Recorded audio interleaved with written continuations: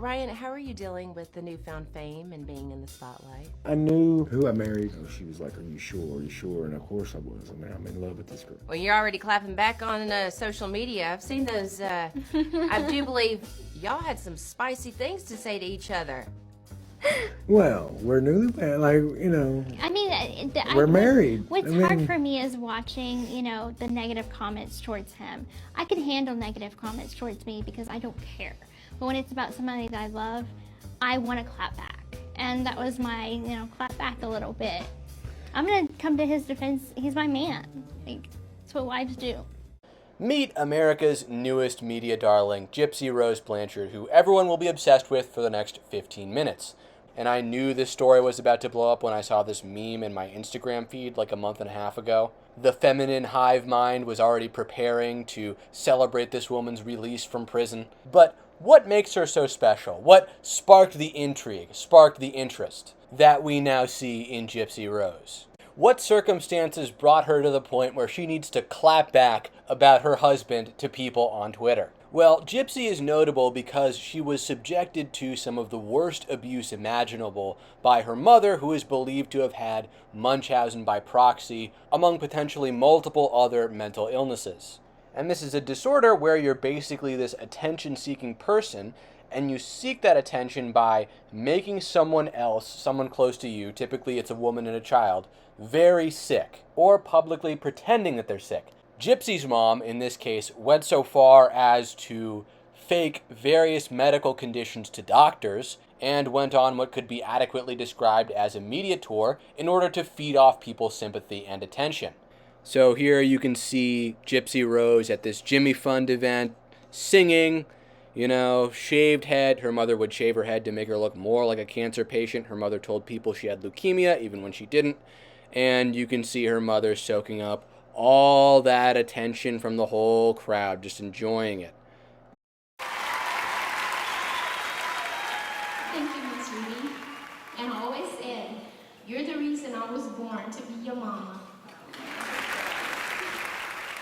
Her mother said she had leukemia, seizures, anemia, needed to be tube fed, needed a wheelchair, had muscular dystrophy, had an intellectual impairment, anxiety, depression, GI issues, sleep apnea, which required a breathing machine at 3 months old. Any sort of medical problem you can imagine, her mother said she had. Her neighbors, after seeing some of the video after she was interviewed by police, were shocked she was even able to walk on her own. And many of the medications she was taking induced symptoms of diseases doctors thought they were curing her of. So she was subjected to this lifetime of medical malpractice and this deeply unhealthy relationship with her mother.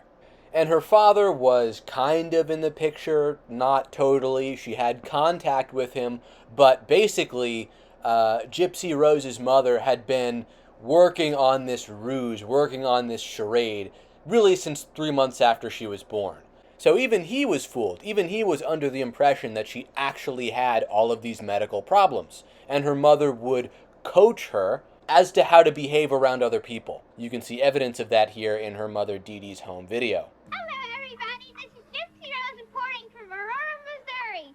I am about to dive off our porch into the pile of snow. You ready?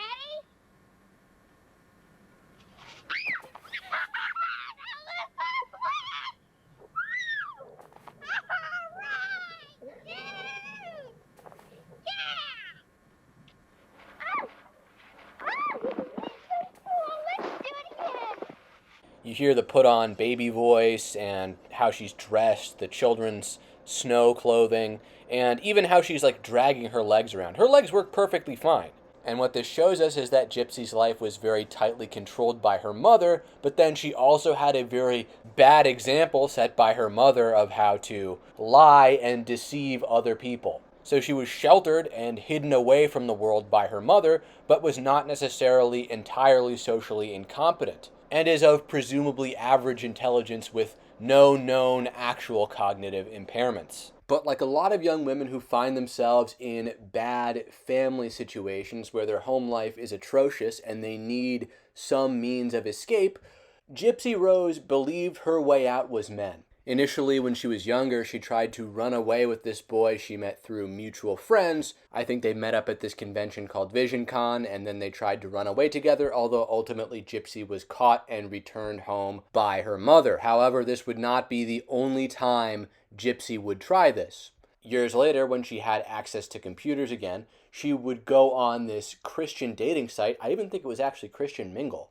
And she would begin messaging this man named Nicholas Godejohn. And Nicholas is a man who, to put it lightly, had a bit of a mental delay. He's 32 currently, just as old as Gypsy Rose, and they committed this murder back around 2015, so they both would have been in their early to mid-20s. But Nicholas, according to his mother, has the mind or intellect of around a 15-year-old. And I want you to keep this in mind because both of them have delays in one form or another, but Gypsy Rose is ultimately cognitively normal. We had planned a meeting at the movie theater. I and my mom was gonna go see Cinderella, the live action version of Cinderella. And I was like, this is a perfect time for us to meet. I'll buy your ticket and you come to the movie theater, we'll meet, like we're just meeting as new friends, and it's gonna be perfect. As a somewhat funny aside, since she obviously couldn't tell her mother where she met this guy, her mother interpreted this interaction as some random man going to see Cinderella by himself, coming up and just hitting on her daughter. She wanted to have sex with me, so I did. Okay, she wanted to have sex with you? Yes. Wow, did her mom know? We kept it from our mom. Okay. Where did you have sex at in the theater? It was in a bathroom. Okay, in a girl's bathroom or boys' bathroom? She just took me to the boys' bathroom. I didn't have any choice. I went right into the boys' bathroom. I guess she was okay with it. Okay, okay. And then what happened after you guys had sex at the theater? We went to our movie and watched it. I've known people who've had experiences like this when they were young teenagers. There was nowhere else for them to go, and obviously they couldn't take them back to a house anywhere. So this is what they would end up doing instead. But again, keep in mind that Nicholas Godejohn is 23 and behaving this way. And really what can be gleaned from this interaction is that Gypsy Rose was already kind of bribing him with sex. Nicholas is psychologically immature. His options are limited. He's probably not going to get sex anywhere else, or there's a very low chance of it. And in all likelihood, he's probably going to do anything he can to keep access to it. And of course, their torrid love affair continued with this sort of cringe role-play dynamic that I guess Nicholas introduced into their relationship. It seems like Gypsy just kind of rolled with it. I don't know how much he told you about me, but there's actually multiple personalities of myself. Have you been diagnosed with that? I probably should be diagnosed with it because it happens.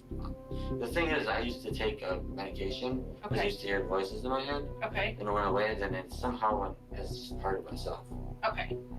So, Does Gypsy know that? yes, Okay. she does know that. Okay. His multiple personalities would come out, and he had talked to me one day, and he was just like, you know, I would like my other personalities to have a girlfriend. So I made up some individual personalities to match his other personalities. So that wasn't like a ruse for the police. Nicholas honestly strikes me as the sort of guy who's incapable of really lying, if you know what I mean. And he believed he had some sort of alternate sides to him. And here's where it went.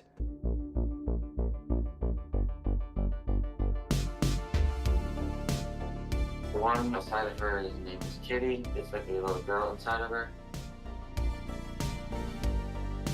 You got another one called Candy. She has an evil side of herself as well. She used to call her Ruby.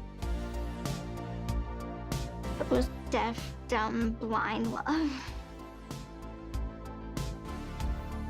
And sometimes it's a bit crazy love. One of the most interesting things about this case is that no matter how much control you have over an individual, you can't stop adolescent sexuality from blossoming.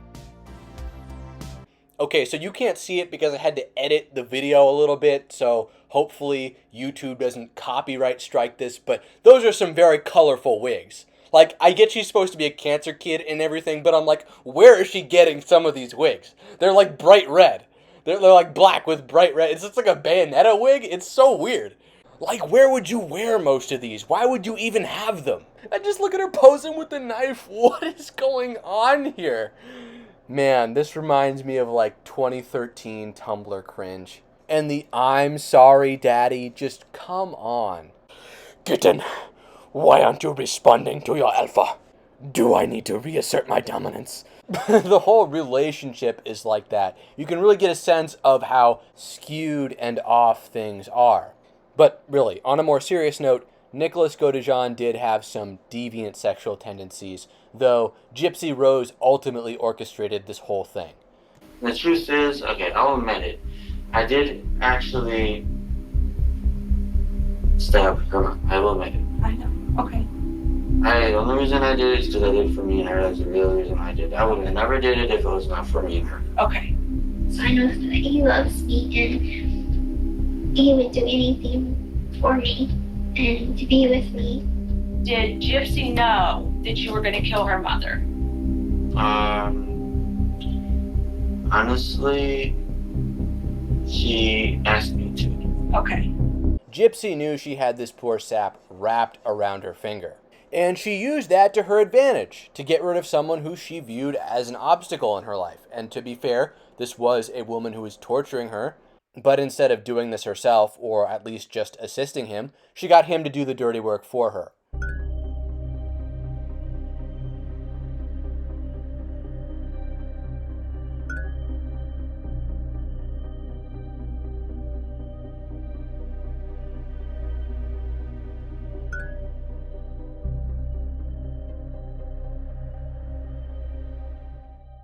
And it's also very important to remember that both Facebook posts made immediately after the murder were authored by Gypsy, not Nicholas. Both Facebook postings were authored by Gypsy. And I want you to keep this in mind because people are going to try and victimize her after the fact. She's even tried victimizing herself after the fact. Her and the media and this weird movement of women that's swelled up behind her really want to downplay the role that she played in the murder of her own mother. So you guys have sex. Yes. And what kind of sex? What is sex like to you? Well, to me, the kind of sex that it was pretty much was all 100% consensual. Is what Okay. I'm looking for. Yeah. Like, are you biting her? Are you punching her? No, I would never lay my hands on her. Okay. I didn't even bite her at all, actually. Not for a long time, that is. The very first time she whispered in your ear that was a turn on of hers is biting. I bit her twice. Okay. The first time I can't remember. The second time I can remember, though, because I bit her a lot harder the second time. Okay. However, she seems to still enjoy it, even when it was really hard. Technically, once we got to that point, I screamed for him to stop, and he didn't. So I don't consider it to be consensual. Just notice the differences in their stories here. You know, if he actually didn't stop, that was awful and wrong of him, of course, but at least Nicholas says in his own words that he stopped after he bit her too hard. And of course, she's laughing and giggling in a hotel room with him after it all went down, so it's not like she's being held captive here. I did make her have an orgasm once. Okay. And then after that, she might have blew me a little bit, and then after that, I think we stopped because we realized there was a lot of packing and stuff to do. Okay. So you guys get everything packed, she wipes down the fingerprints, and then what do you guys do? We get a taxi and we get to the hotel.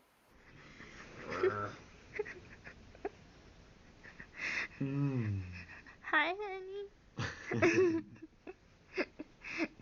I'm feeling it.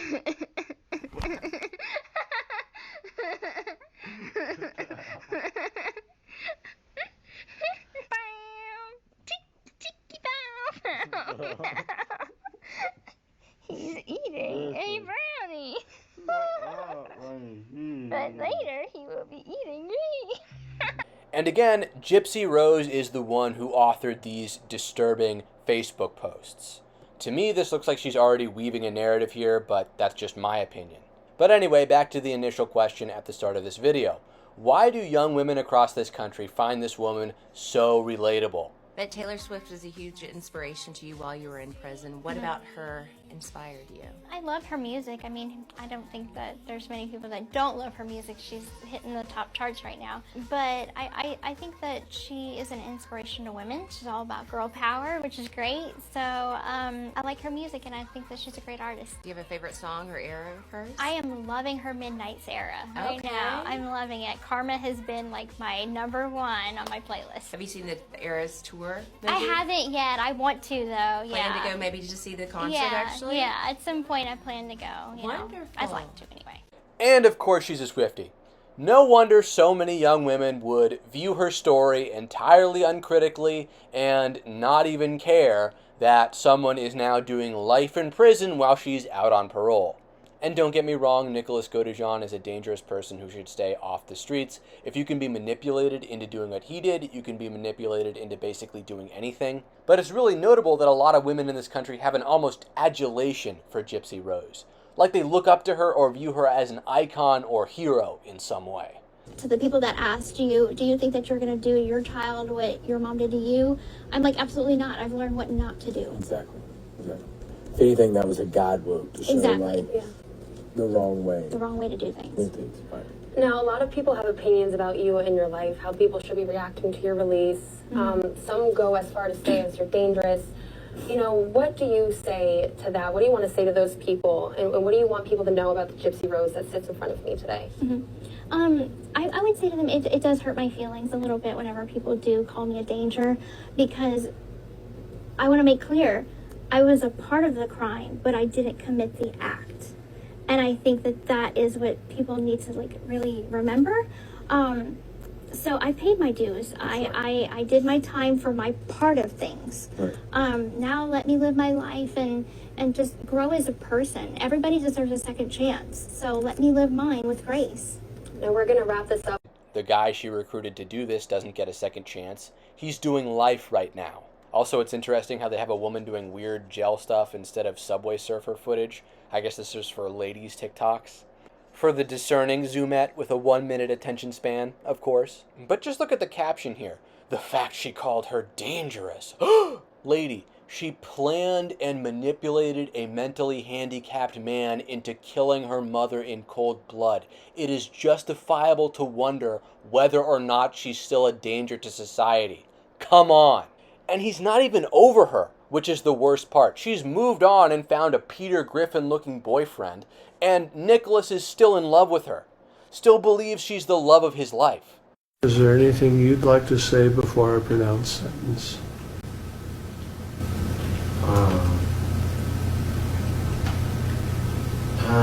Maybe a little. Yes, sir. When this whole thing happened, like I've said it before in my statement, it's just very much the truth, so I'll just say it again. When this whole thing happened, all I ever really wanted to be is Blanchard. That's all I ever wanted to be. I've never known what it was like to have a motherly love. I've never known what it's like to have a female connection. I've never known any of that. None of it. Because I've never known it, that's part of the reason why I strive so hard to get it. So much to the point where I don't even understand what it even feels like to have a female connection. It's missing. It's a missing link. It's always been a missing link. It's always been one. And that's the reason why, I guess, when I got so deep into this situation where I fell in love so deeply. They do say, and they've always said it, love is blind. They've always said that. Well, I'll admit it, I was blindly in love. That was always very much the case. It was always that way. So, I understand that you're a fair judge. I've heard it from both my attorneys. And all I ask is just for mercy, please. Is what? Mercy of any form. That's all I ask. Your mom has been portrayed as a monster. I don't believe my mother was a monster. She had a lot of demons herself that she was struggling with. I didn't want her dead. I just wanted out of my situation. And I thought that was the only way out. Is it fair that he is incarcerated for life for killing your mom and you're out? Well, I'm sure that we both have a lot of regrets. All I can really say is that I did my time. He's doing his time for his part. And I wish him well on his journey. There you go. Those are the wages of being a simp. I wish you well as you rot away in prison for the rest of your life for doing my dirty work for me. Society's reaction and response to this whole situation really highlights the differences that men and women experience in regards to crime and punishment and responsibility. And I have seen a few TikToks pointing this out and saying that Nick kind of got the raw end of the deal here, but for the most part, people support Gypsy and they don't care about Nick. He's just an afterthought. Mentally handicapped man who got manipulated into murdering someone, thrown away and discarded like a used tissue. No one cares. And you know what? And I know he had some cognitive impairments, obviously, which primed him to behave in a certain way. But this is what happens when you're a simp. This is what happens when you're wrapped around a woman's finger and you're totally at her beck and call. You know, of all boyfriends, I really bet Nicholas Godejohn had some golden retriever energy, shall we say. And a lot of women out there will just totally gloss over the fact that she planned this murder and manipulated someone else to do it for her. And honestly, I think a lot of women are fine and content to just look at the situation in this superficial way because it plays into this power fantasy that they have of killing an abuser. And people don't like to dwell on the fact that the whole situation was probably avoidable.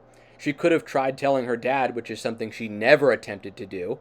She had contact with him. It's not like her mother was hiding her away from him completely. Or she could have just tried skipping town with Nick. I mean, the first time she tried that with the other guy, she didn't really go very far, but they could have moved to a different state. Either way, the point is there were other ways of resolving this conflict, which did not involve murder or ruining a man's life. And now there are tons of people who've decided to celebrate her release and are giving her their hard-earned money when there are people who are actually still struggling with cancer treatment and brain surgery and real sicknesses. But instead, everyone focuses on Gypsy because it makes for nice TV. Really, I hope she just lives her life in obscurity after getting out and does not allow herself to be transformed into a media star for all of this. Anyway, I hope you enjoyed this video. Please share it if you did. That's the #1 way you can support this channel. I just hope you get to see it and my channel isn't copyright struck because we all know how YouTube can be. But anyway, Red Channels will catch you in the next one.